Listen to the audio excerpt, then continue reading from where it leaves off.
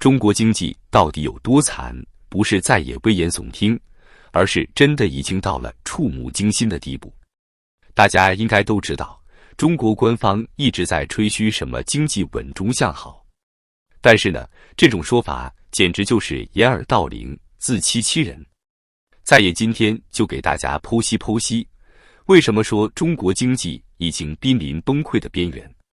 先说个热乎的，中国国家统计局发布了9月份的经济数据。说实话，看完这些数据，在野都惊出一身冷汗。工业增加值同比增长仅 2.3%， 社会消费品零售总额增长 3.5%， 固定资产投资增长 3.1%。这些数字不仅远低于预期，更是创下了近年来的新低。最吓人的是房地产投资同比下降 9.1%， 已经连续20个月下跌了。20个月啊，伙伴们，这意味着什么？意味着中国经济的支柱产业已经彻底崩塌了。看到这些数据，有些人可能还不以为然，毕竟数字还是正的嘛，对不对？错，大错特错。首先，这些都是官方数据。大家都知道，中国的官方数据向来是报喜不报忧，真实情况只会比这更糟糕。在野有个在某省统计局工作的朋友，他私下透露说，实际经济数据比公布的至少要差 30%。也就是说，如果官方说 GDP 增长 5%， 实际可能只有 3.5% 左右，甚至更低。其次，即使按照官方数据，这些增长率也远远不够支撑中国经济的良性运转。要知道，中国每年新增劳动力就有几百万，如果经济增速低于 6%， 根本无法创造足够的就业岗位。现在倒好，各项指标增速都在 3% 左右徘徊，这不是要命吗？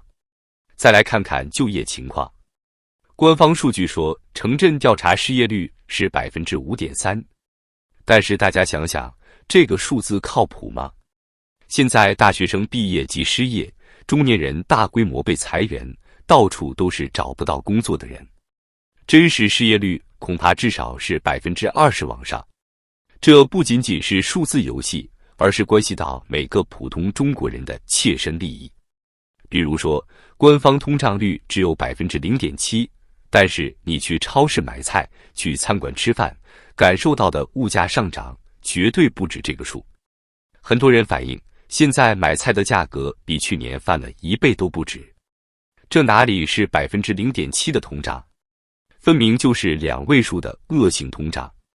再说房地产市场，官方数据说房价只跌了 2%， 但是实际上呢，1线城市的房价至少跌了 15%， 2、3线城市更是暴跌 30% 以上。很多人的房子已经变成了负资产，每个月还要还高额房贷，简直是雪上加霜。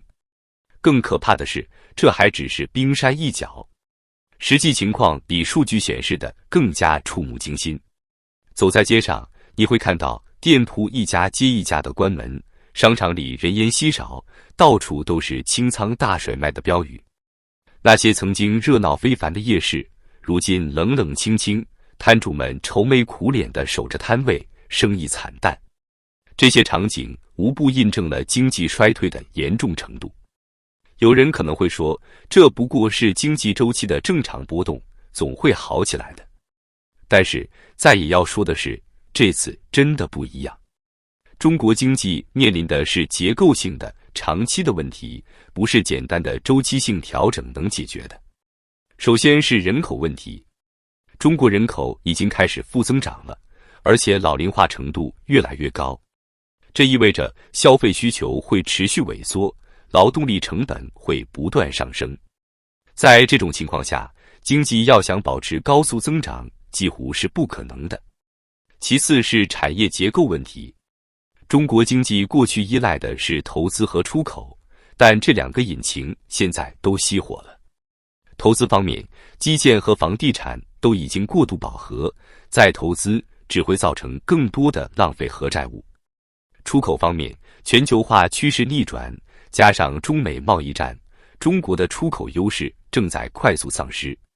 再者是债务问题，多年来的大规模刺激政策，导致中国的债务水平已经达到了惊人的地步。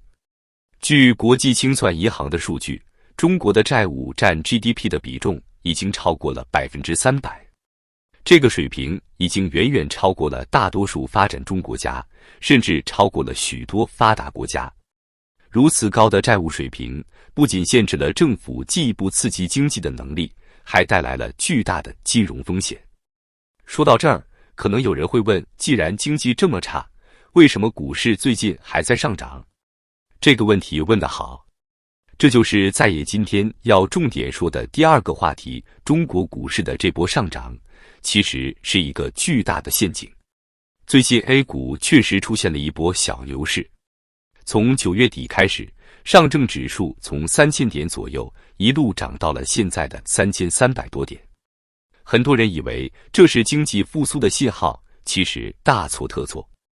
这波上涨完全是政策推动的。为什么？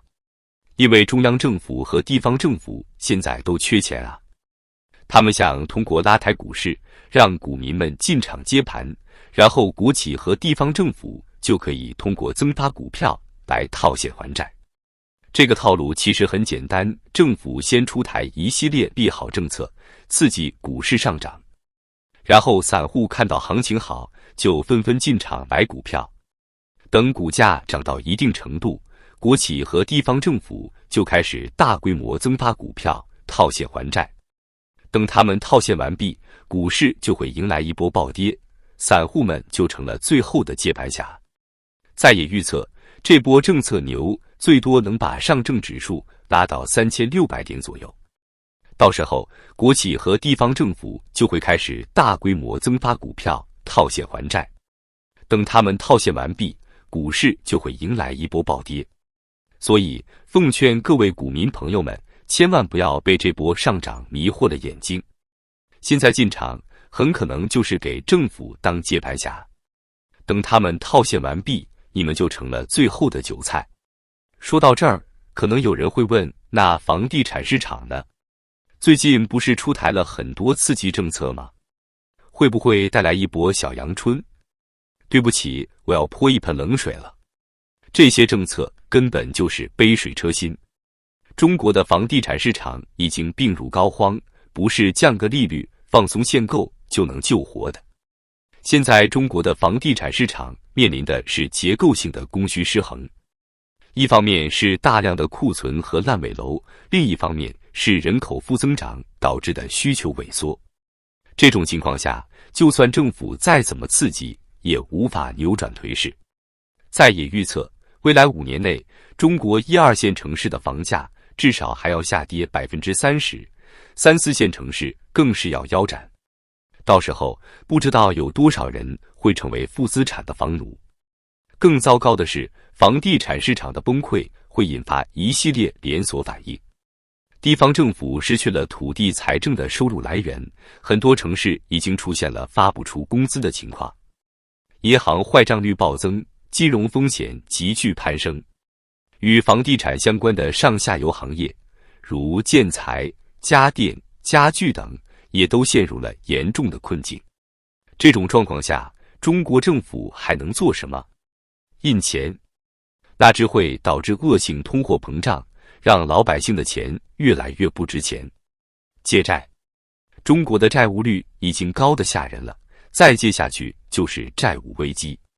说实话，再也真的看不到什么希望。除非中国政府能下定决心进行彻底的经济体制改革，否则这个局面很难扭转。但是从目前的情况来看，政府似乎并没有这个意愿和魄力。总的来说，中国经济现在就像是一个即将爆炸的定时炸弹。股市是陷阱，房市是泥潭，实体经济萎靡不振，失业率居高不下。如果再不采取根本性的改革措施，恐怕离经济崩溃就不远了。当然，这只是在野个人的看法。欢迎大家在评论区留言讨论自己的观点。如果觉得这期内容有帮助，别忘了点赞、订阅、转发。我们下期再见。